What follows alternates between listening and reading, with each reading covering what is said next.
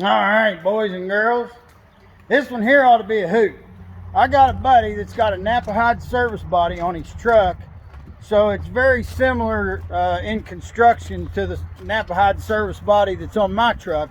His is a bigger one, but the way they're constructed is pretty much the same.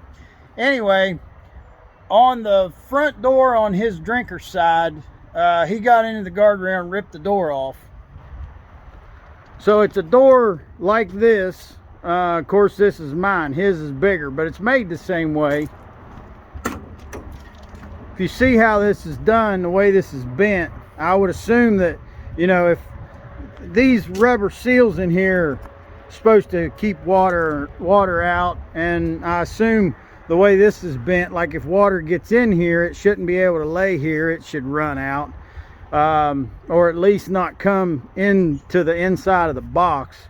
But the way this is made, I couldn't really do a bend exactly like this on my brake. And if I try to do a bend like this, I'm gonna have to do it in two pieces. I haven't figured out exactly how I'm gonna do it yet, but there was a time whenever we could buy doors like this and just replace the doors pretty reasonable.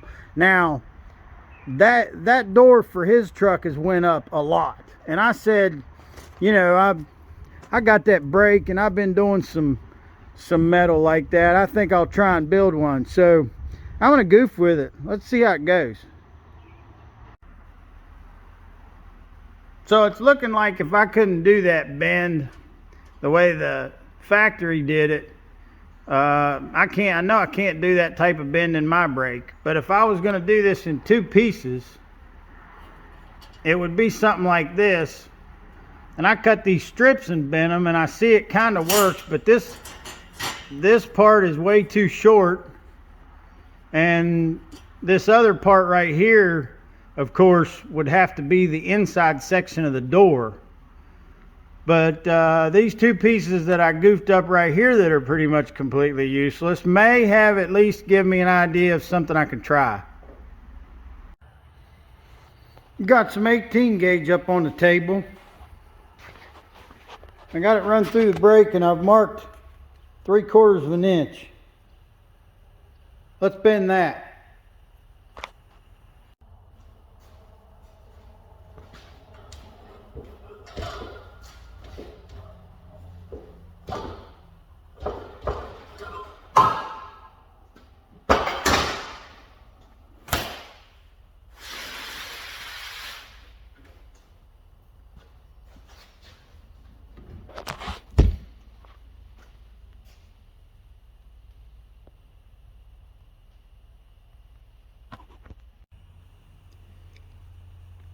Well, to cut the size piece that I need, now that I've got this bent, it's looking like I'm able to stick this 1.5 by 3/16 flat bar in here and clamp it, and then just put my plasma up here with the guide, and it'll make the piece the right size. And if this works out, that'd be a real consistent way to make me 4 of them.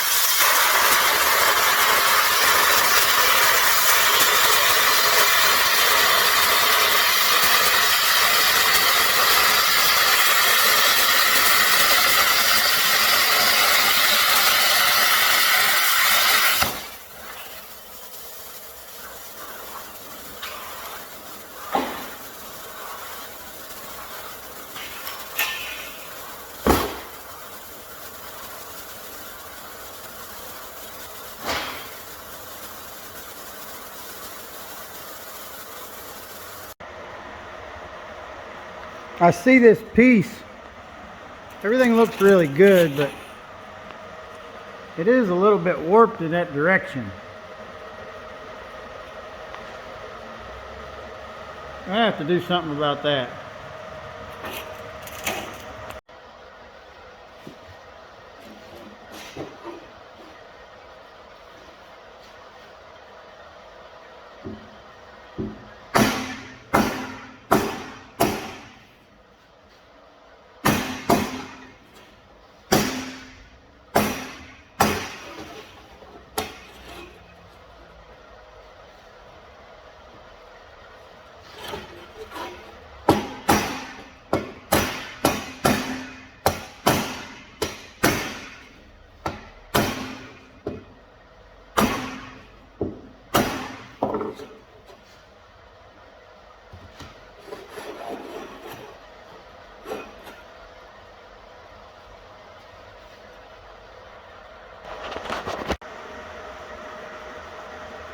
Well, that's a lot better.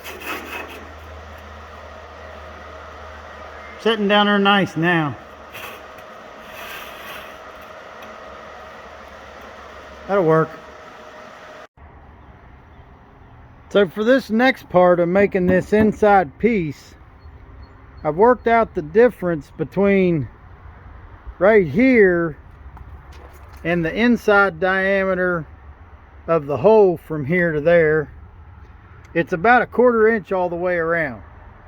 So I'm taking a 1/2 inch off of my ID that I measured for the door. After I looked at that 1/2 inch I'm taking off, the next thing would be looking at the pieces that I've bent and trying to figure out what the difference is between the mark line that I lined up with the brake and the outside. And what I'm getting there is about 3/32 of an inch, which you also have to double for both sides. So I gotta allow 3/16 for the distance from right there to the outside of this. Then where I was looking at the pieces I've bent, putting them together, trying to get about an inch from here to there, I got to figure out on this inside piece, just imagine this was the inside of the door coming around and back. How much of a leg would you want from there to there? Now this one I had 3/4 of an inch from the mark to the end. And I think I can go with 1 inch. So I had to add that. That adds 2 inches to my measurement. So after I worked out what my inside of my door piece is going to be, I cut this piece out and it looks like I'm a 1/16 of an inch shorter than I planned on. If I work off center from here and I'm only a 32nd off, that ain't nothing, it'll be fine. I mean, I'm cutting 18 gauge with a plasma cutter, so it'd be a lot better if I had a shear. I think I can make it work if I work off center, and I don't think this piece is wasted. I don't really have any extra. There's just enough here to do that piece and do the outer shell of the door. But I guarantee you I've done harder shit for way less money and had less to work with than what I do now. So let's go. So now I got this pattern I made, trying to figure out how I'm going to notch this. And I think it's going to be about like that. So if I go like that and mark that and saw it out, maybe I'll use a cutting wheel on it. Yeah. We're going to give that a shot. Cool. Let's go for it.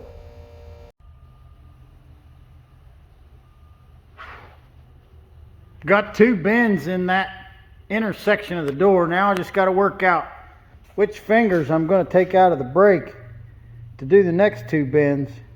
Looks like I could take out that one and that one, and then it should work.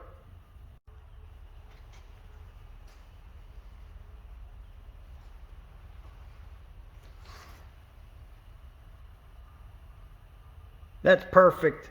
Let's bend it.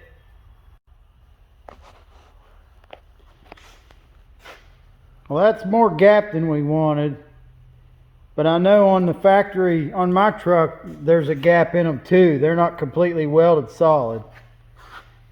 Can't expect to do better than they do.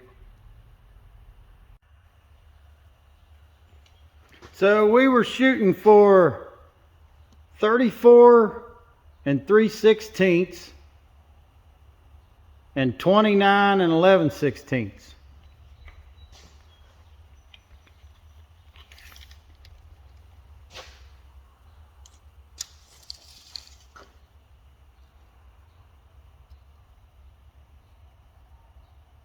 Ketchup and mustard.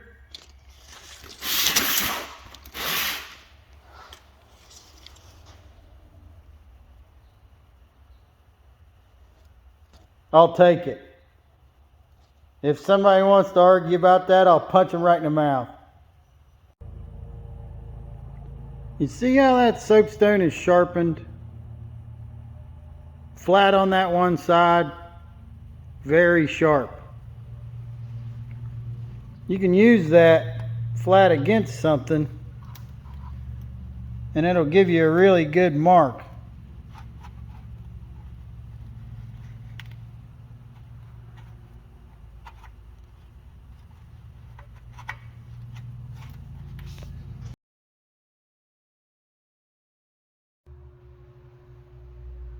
Got the inside of the panel laying on the table, and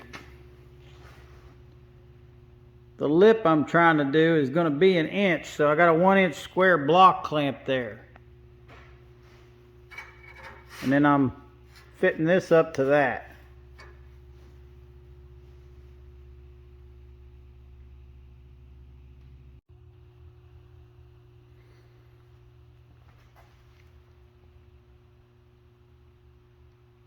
So that's what the inside section of the door is like. You see this is the this would be towards the front. This is bigger right here than the rest of them.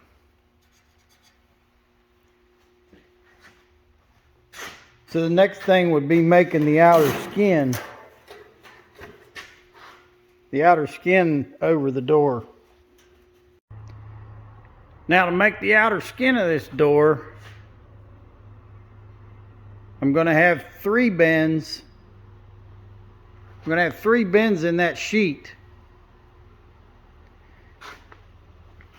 And the 3 sides here, there, and there that gets the bends are going to be the type of bends where I'll have to bend it twice so that I can fold it completely over. Like this.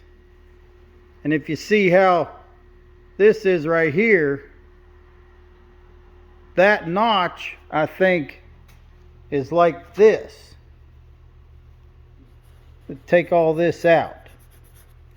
This will get folded. This will get folded. That'll get folded. And this side will be the one with the hinge. That's the plan. So we got the 1 bend in each side, and we got to make this other bend. This is another time where I got to figure out which fingers I'm going to take out of the brake.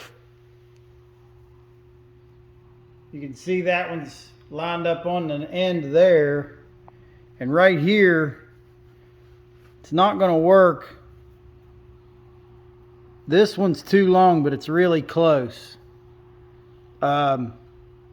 This finger is more narrow than that finger though, so I'm going to take that finger out and move that one over, and then I think we're good to bend.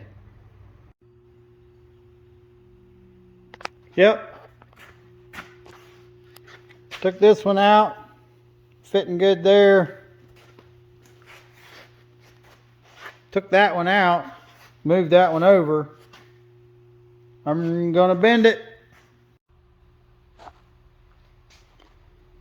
That's that outer skin.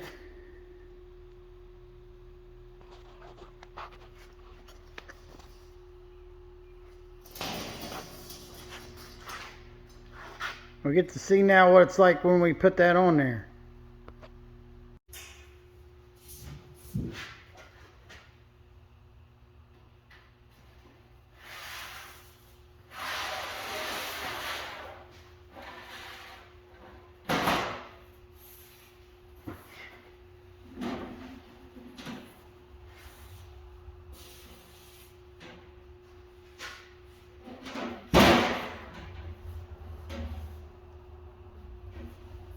I'm liking it.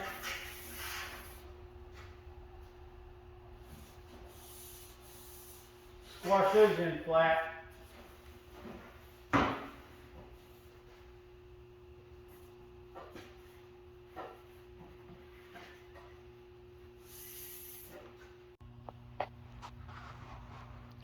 So I lined that up, clamped it, and I put some screws through it. That's where it goes, and those holes where those screws are will later get plug welded. I'm worried about corrosion on that door because that really gets them. Thin metal and rust, you don't have thin metal for very long once it starts rusting. So I'm thinking I'm going to take this back apart, take the screws out, take it back apart, and put some primer or paint or something on the inside and then put it back together. We can paint the outside later, but we can't do anything with the inside later. If we're going to do anything with the inside, we got to do it now. I got some paint on the shaker getting shook up, and we know that the key to any good paint job is to apply the paint in thin layers with a proper amount of flash time between each coat. Applying several coats that way will give you a proper finish, and then you want to let the finish completely dry before you do any assembly or use. So what I'm going to do, I'm going to slather a shitload of paint on both these two parts and jam them together and go on with it. Before you paint something, when you're ready to clean it up, it's a good idea. You can wipe it down with acetone or some lacquer thinner or something, clean it up. And these little alcohol bottles with this kind of a cap, they work real good. You can squirt that on a rag or right on the piece or whatever when you're getting ready to clean it up. And always make sure you got a couple places on your hands where you've hit yourself with a sanding pad or a grinder, because that's just the kind of feeling that lets you know you're alive.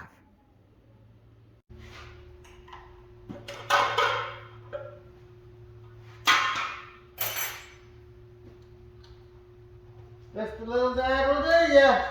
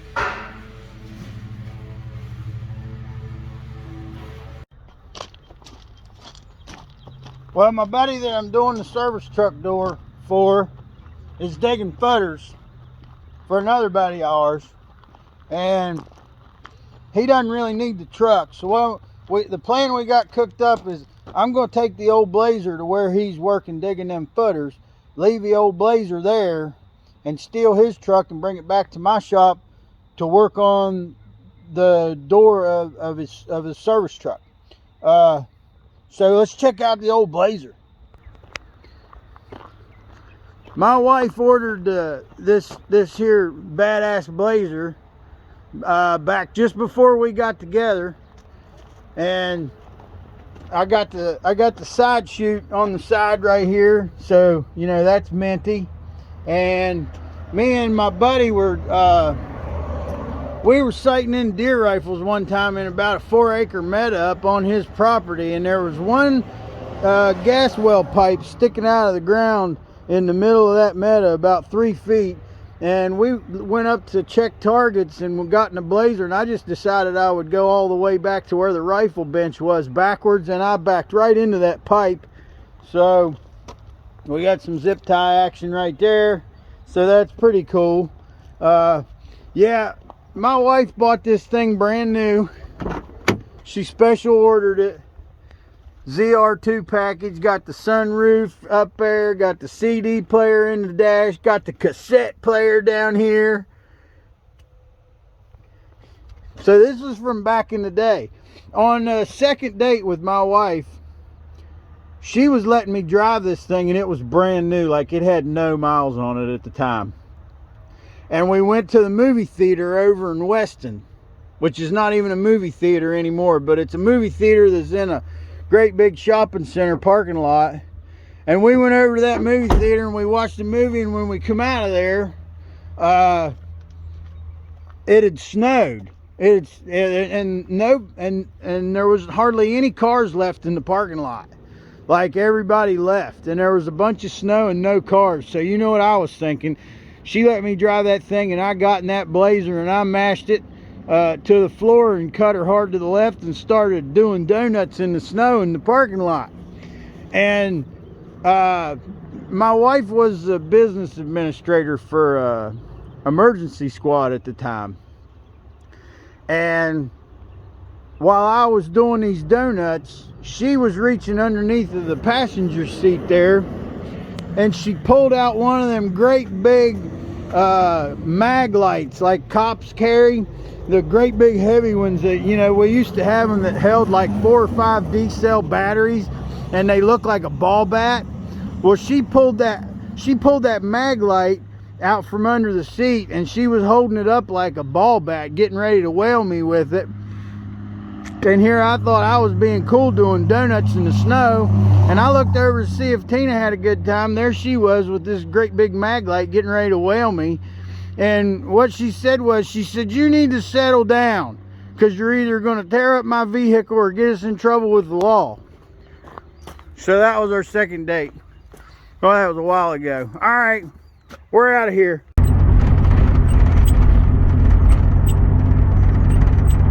So we got this minty little squeak with the wipers. They don't always return like they're supposed to. And then there's this rattle down here. Hear that rattle? What you do is, your driving technique, you go with the left knee, just like this. No more rattle. Rattle. No more rattle. You got to know how to drive these things. Any jackass can drive brand new shit. Well, this morning I knew I needed some primer for this door. I've got the paint, and we're probably not even going to paint it today anyway. Definitely got to at least put primer on it. The only primer I got at the shop is red Oxide Primer. And if you're going to paint something white, that red Oxide Primer, man, it's really hard to cover if it's white. The red Oxide Primer, if you have something that's really rusted, you need to grind it up and put the red oxide on there. The red Oxide Primer is, in my opinion, That's going to be the best to cover up rust and give you corrosion protection. But if you got to paint something white and it's rusty, and you grind it up, clean it up, put the red oxide on there, put gray primer over top of that before you try to paint it white. Because if you don't, it'll take like 5 coats of white paint and you'll still see red oxide bleeding through. But anyways, this morning I knew I needed primer for this door. I don't need the red oxide because the door is brand new. There's some white primer I'd seen at Lowe's before that's called Clean Metal Primer. So I looked on my Lowe's app, and my local Lowe's didn't have any of it. It was unavailable. So my next idea, I had seen some gray primer at Advanced Auto Parts. It was $59 a gallon last time I was in there. I'd never used it, but it's a gray automotive primer that's a Rust-Oleum, and I wanted to try it. So I said, well, it's time to try that stuff then. Well, I stopped at Advanced Auto, and that gray primer at Advanced Auto that I saw for $59 the last time is $89 now. So I went to Home Hardware. Now, they've got some gray primer at Home Hardware that's like a Home Hardware kind of a brand of gray primer. The last time I got it, I think it was $39 or $49 a gallon. And I don't really like it. It's really hard to get stirred up. I don't know why. It's got a weird chunk of solids in the bottom of it usually. If you get any of that stuff, you got to stir the shit out of it. But it's decent. I mean, if you get her thinned down and stirred up, and I've used it, it's okay, is what I'm saying. Well, I went to Home Hardware. That was my next stop after Advanced Auto. I went to Home Hardware. I was going to get some of that gray primer. Well, I went to Home Hardware, and I walked up there, and the door was open. There's a guy pulling pallets of stuff out of the door and putting them on the curb out front. And the guy says to me, I just passed where I was supposed to turn in. The guy says to me, he says, we're not open yet. It'll be a few minutes. So I said, well, okay. I know they open at 8 o'clock. So I looked at my phone to see exactly what time it was. It was 7:59. It's 7:59. Like, dude's not letting me in. I said, fuck that. I left there. So I went to Tractor Supply, and they've got some gray primer that I've used before. It was $64.99 a gallon. I bought a gallon of that. So I guess, we'll see. Go try that. Visit betmgm.com for terms and conditions. You must be 21 years or older and physically located in West Virginia. Gambling problem? Call 1-800. Alright, got my buddy's truck. I've been on the 2-lane. So far, I'm impressed with the Jake brake, but we just got on the 4-lane. We'll get this here Duramax spun up. See how fast this summit will go. Had to boost up to 21.9. 23.4.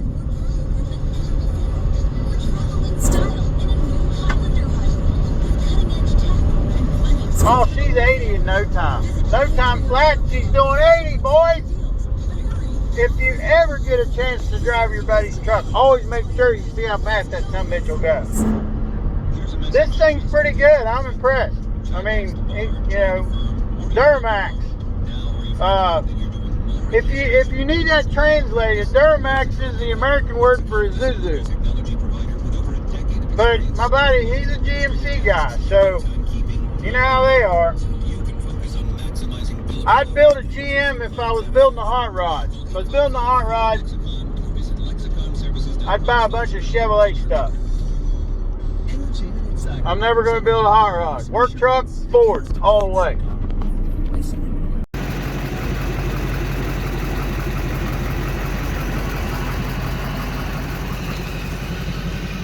See why we're working on the door?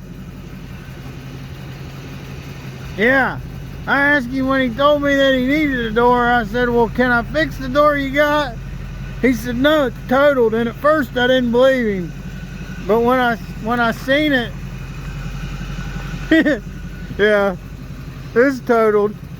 All right, let's get to work. Now, I don't know if this is going to be the right decision or not, but I decided to mess with this latch before the hinge. And the reason why I was thinking of doing that is I could move the hinge easier than I could change the position of the latch. Now, you got a little leeway here, but what I did was I put the door up there, and I found out that if I put 2 washers there and 1 washer there, the reveal of the door looked pretty good.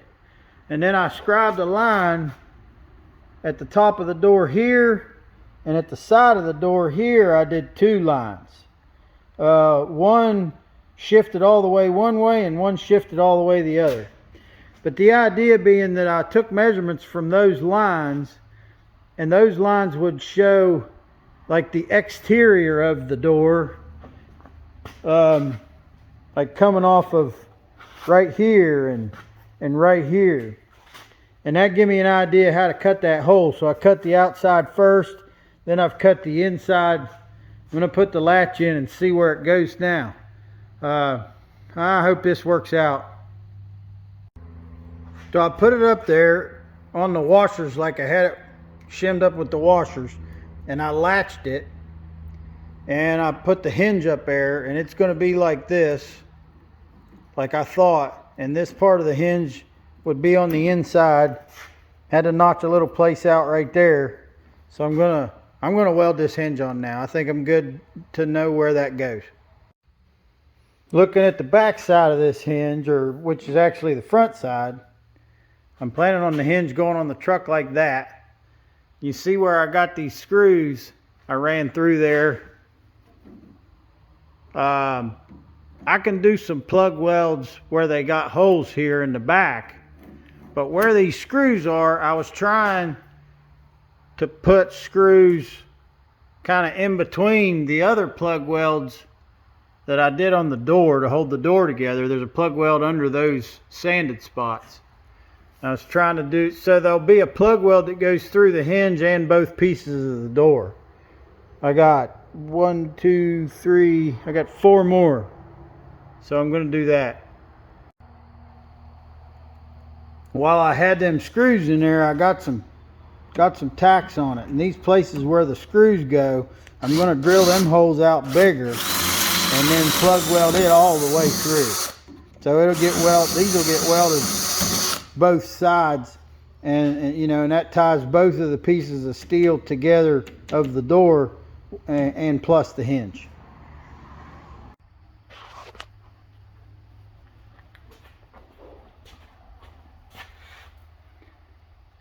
Now, that's not how the factory hinge was. I couldn't find hinges like these factory hinges with this ledge, and the ones from Knapheide were crazy high. So I thought I'd try it this way. It looks like it's going to work. It's staying shut. It opens all right. But whoa. See, I got to make a bracket for this thing that holds it. That holds it so it don't come around here and whack into the truck. So I got to make a bracket for that. I got this bracket made, and I drilled some holes, and I got this thing in here, and see what's happening. The end of that's hitting his toolbox he's got inside of here. If it wasn't, I mean, a normal application without this toolbox, I think we'd be good. I'm wanting to cut that off, but if I get it too short, it's not going to stay in there. I think I'm wanting to try to drill a hole in this real close and put a cotter pin in it and see if then I can cut this off. That's a tiny cotter pin, but I think it would be just enough to keep that from coming out. I'm gonna do it. I'm gonna cut that off as close as I can cut it and count on that cotter pin to keep it in there. So that's a lot shorter But I think it's going to stay with that cotter pin. That's not going to come out of there.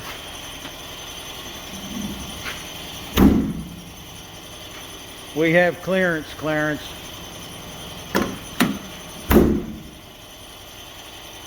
Ketchup and mustard.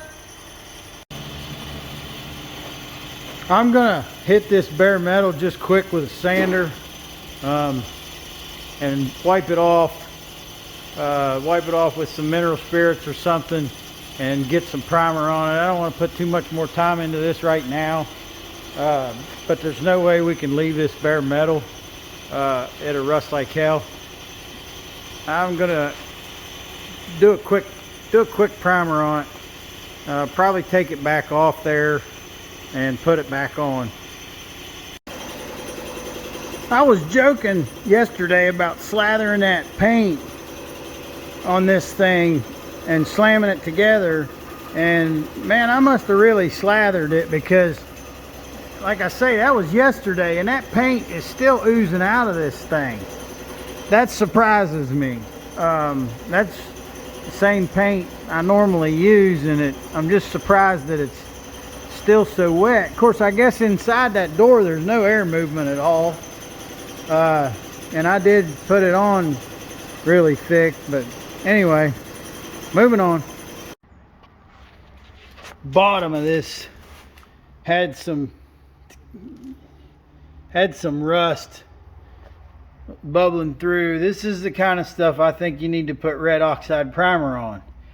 If you put gray primer right over rust like that that's several years old, it just bleeds through a lot quicker than I think than it would, I think, using the red oxide. Got this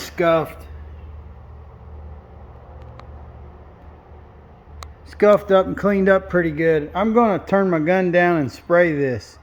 Spray it with the gray on the inside before I take a break. And I need to hurry up because I'm hungry.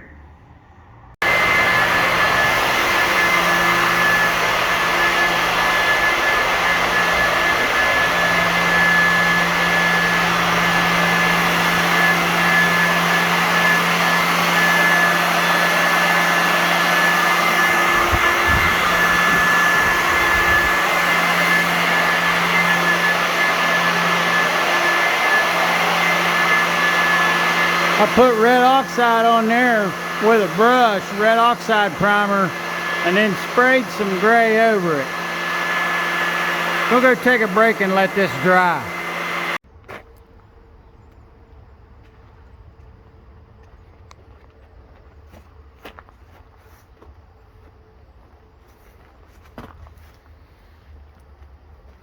Got her on there and got some primer on it. Gotta let that dry, and then I can put the latch on and shut the door.